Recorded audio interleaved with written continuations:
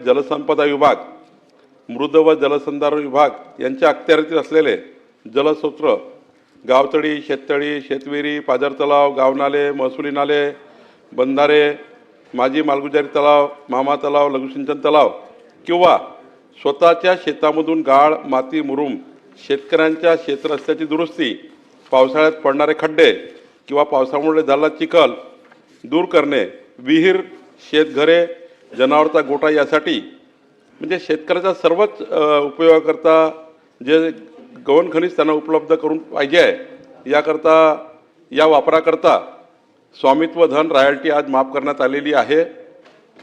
याकरता आता फक्त त्याकरता एक तलाठ्याकडनं एक साधा त्यांना एक NOC घ्यावी लागेल। हे करत असताना तलाठी याला 15 दिवसाचं त्यांनी लेखी परवानगी दिली पाहिजे असं बंधनकारक करण्यात आलेलं आहे।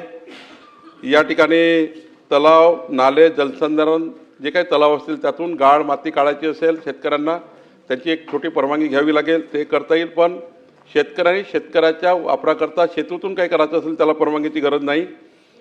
वापर फक्त क्षेत्राच्या रस्त्याची दुरुस्ती, पावसाळ्यात पडणारे खड्डे, पावसाळ्यात झालेला चिखल, विहीर, शेतघर, जनावरांचा गोठा या कामाचा असणार आहे।